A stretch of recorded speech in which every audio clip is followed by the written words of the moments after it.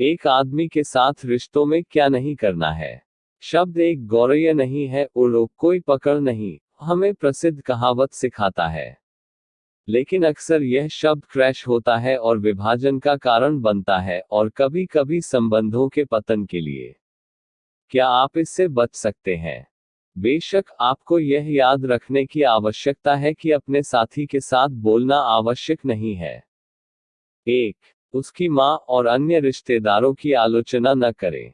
इस तथ्य के बावजूद कि सभी लोग अलग अलग हैं, मां हर किसी के जीवन में एक विशेष स्थान रखती है, चाहे वह कुछ भी हो।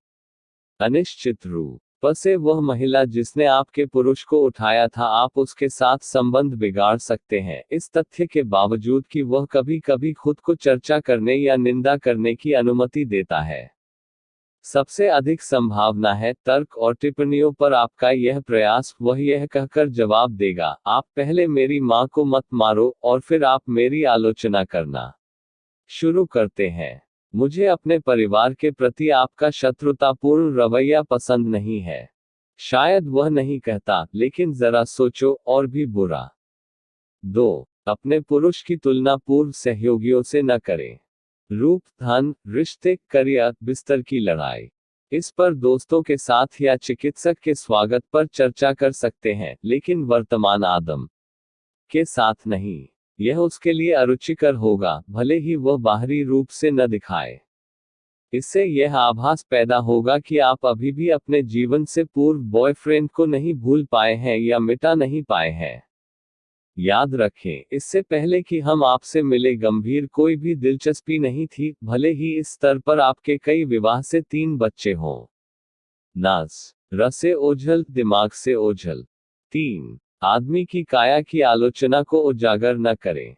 उदाहरण के लिए, छोटा, मोटा, पतला, बीमार।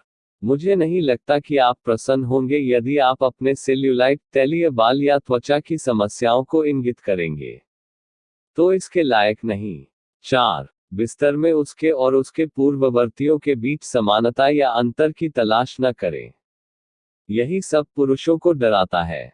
हर कोई चाहता है कि वह केवल और केवल एक ही हो, भले ही वह अच्छी तरह जानता हो कि आपके पास यह पहला नहीं है, और अचानक आप उसका और उसकी मर्दांगी का मूल्यांकन और तुलना करना शुरू कर देते हैं, हालांकि सबस अधिक चापलूसी करने वाले नहीं।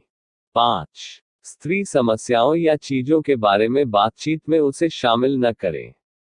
अंडरवियर, सौंदर्य प्रसाधन, त्वचा की समस्याएं, बाल, व्यक्तिगत समस्याएं, दोस्तों। क्या यह मुझे समलैंगिक लग रहा है? इस चर्चा में उसे खींचने के लिए आपके आवेग के जवाब में यह सोच सकते हैं। 6. इस तथ्य को दिखाने के लिए नहीं कि आप पुरुष आबादी के बीच लोकप्रिय हैं। जब मैं चलती हूं तो मैं बहुत सुंदर और सेक्सी हूं। अगर यह सब सच है तो भी इसे भड़काना जरूरी नहीं है। यह आमतौर पर आपके आदमी को ले जाएगा जिस तरह से हर कदम पर एक संभावित प्रतिद्वंद्वी दिखाई देगा। ईर्ष्या उन भावनाओं के बीच नहीं है जो नहीं प्रोत्साहित किया जाना चाहिए। 7. अपने साथी के लिए अक्सर उपयोग न करें। स्वीटी और बेबी कैक्स जैसे कम शब्द हैं। कोई भी आदमी आपको चाहता है, और न केवल आंखें एक बाघ और शिकारी होने के लिए, न कि प्यारा और बच्चा कुत्ता, विशेष रूप से मनुष्यों पर।